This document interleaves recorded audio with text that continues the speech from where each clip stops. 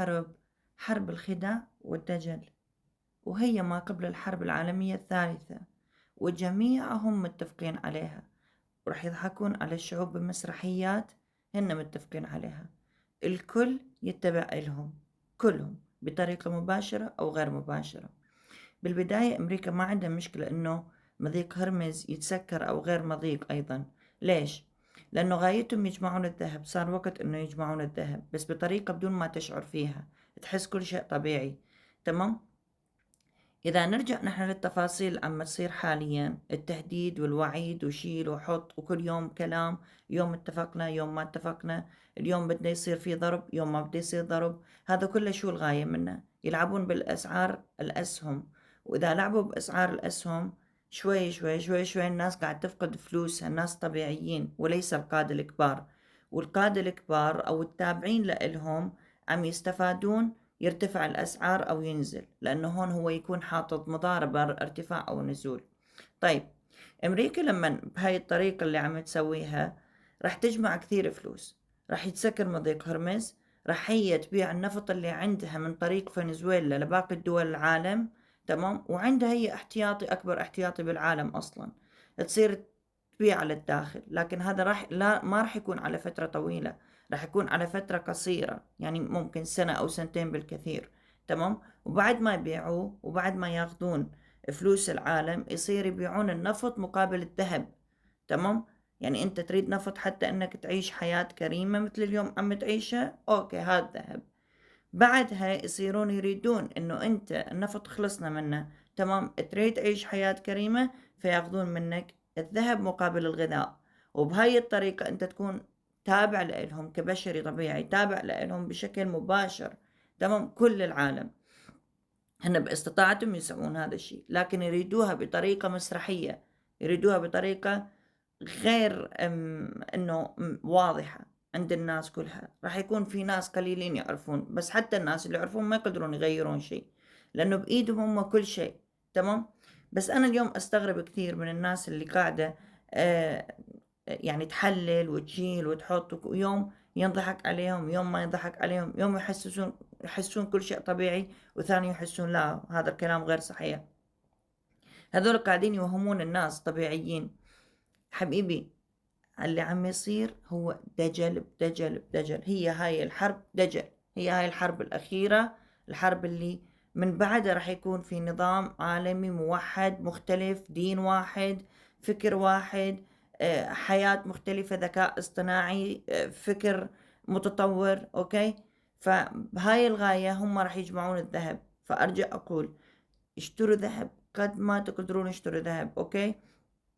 الذهب هو اللي يخليك تصمد للأخير لباقي السنوات. تمام؟ لأنه أنت اليوم أمام هذه الفرصة، أنت اليوم عم تشوف كل شيء أمامك بس ما عم تصدق. يا ما بداية قبل شهر، ما صارنا شهر لما صرت أنا أحكي بهاي المواضيع، أو قبل 15 شهر أحكيها بشكل عام، بس لما أنزل فيديوهات قبل شهر كلكم تهجمتوا علي، كلكم كذبتوني، كلكم بشكل عام تكذبوا، معاكم حق، لأنه صاير مليون واحد يحكي بهاي المواضيع، بس أنا اللي عم بحكيه غير. تمام؟ معاك حق، بس انت اليوم عم تشوف الكلام اللي انا عم قوله كله عم يصير، بس انا ما قلته بشكل واضح انه اليوم او بكره او شهر او شهرين، لا هاي يريد لها سنوات ل 2030 تحدث تدريجيا. لكن انت ذات يوم تشوف شو عم يصير مثلا بالكويت، ضربوا التحلية اللي انا كنت عم حذر منها كثير. تمام؟ ومو بس الكويت راح تصير فيها هاي الامر، لا لهذا السبب انا لما اجيت قلت لكم خزنوا ماء وطعام وشراب ومحروقات ومدري ايش. تمام؟ لانه هاي حقيقة. انتوا هلا شوفوا بمصر شو صار لما انا كنت عم قول، وهذا كله ولا شيء، ولا شيء. يعني الله يحمينا ويحميكم، بالنهاية كلنا راح نتأثر، كل البشر راح يتأثر. تمام؟ فنفس الكلام، نفس الكلام اوكي ينطبق على كل الدول الشرق الاوسط، ال 14 دولة. وانا اللي قلت لك انه راح يصير في تحالف من 4 دول، اللي هي مصر والسعودية وتركيا وباكستان. وهذا كلام مو مسخرة. تمام؟ وحدث هذا الشيء، وهذا راح يكون هو الحلف السني المتشكل حديثا اللي قال عنه النتن. تمام؟ هذا شنو غايته؟ بعد الحلف الحلف السني المتشكل حديثا اللي هنا من 4 دول: باكستان وتركيا ومصر والسعودية.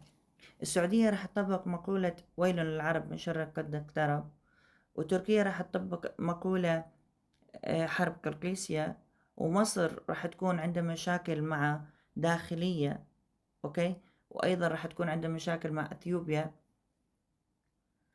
والهند راح تكون عندها مشاكل مع باكستان. الصين طلعنا من هاي، والصين أيضا عندها راح تبلش بداية الحرب العالمية الثالثة بأخذ جزيرة تايوان. اليابان اللي أصلا تركوها تكمل بناء الأسلحة تبعها راح تاخذ راح تبلش تتكلم هي بأنه رجعت أخذت الأسلحة ورجعت سوت المعدات الأسلحة اللي عندها، وهي راح تكون حرب ضد كوريا الشمالية. وكل هذول الدول هي محطوطة بطريقة مباشرة وغير مباشرة، أوكي، حتى يضربون بعض. المسرحية راح تكون فقط عليكم، على الشعوب فقط، أوكي. روسيا أيضا مع أوروبا حرب.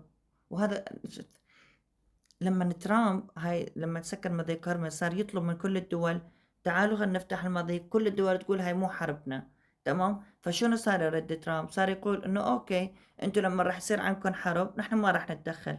طبعا هن مطلوب منهم انه يقولوا نحن ما بدنا نساعد امريكا.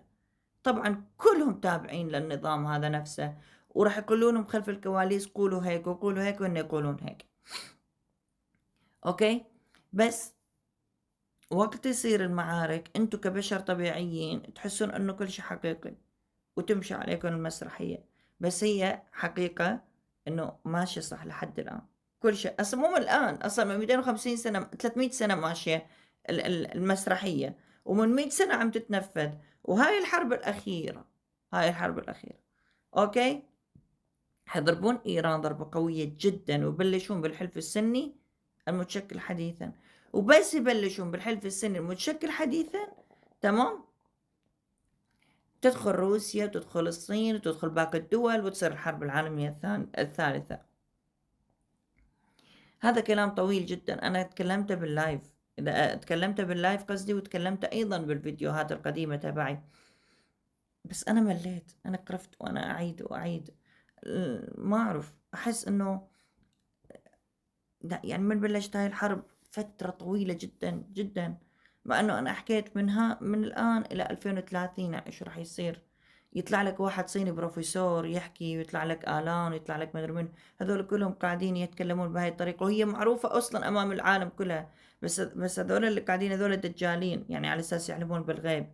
بس كلكم تقدرون تعرفون شو عم يصير، الكل، بكتبكم الدينية، بكتبكم التنبؤات. هذول الدجالين اللي من 100 سنة للآن يتكلمون، أو 500 سنة، تمام. في منهم نتن وتبع الأمريكي ومدري منه، كذول كلهم يقولوها علني شو راح يصير بالسنوات القادمة، بس أنتم ما تنتبهون لكلامهم. فكل شيء واضح. المجلات الإيكونوميست، باقي المجلات كثير مهمة أيضا لازم تنتبهون عليه. يعني كل شيء واضح، كل شيء واضح، بس ما أعرف الناس ما تشوف. فأرجع أقول قبل ما أنهي فيديو مالتي هذا: خزنوا أكل وشراب، تمام، ماء، أهم شي ماء، وتشربون مي من الحنفيات إلا وهو مغلي، تغلوه بعدين تشربوه، تمام. أيضا لا تنسون أنكم تخزنوا طعام، فيتامينات كثير مهم، محروقات، يعني هاي الأمور الإنسان يعيش فيها. إذا عندك فلوس 1000 مرة حذرت، فلوس ورقية بالشرق الأوسط بدلها بأسرع وقت.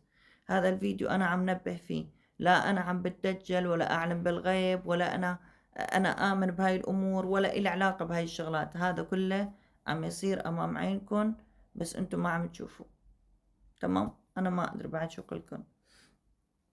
الله يحمينا ويحميكم، لأنه كنا رح نتأثر بهاي اللي عم يصير. تحياتنا، أشوفكم بعدين.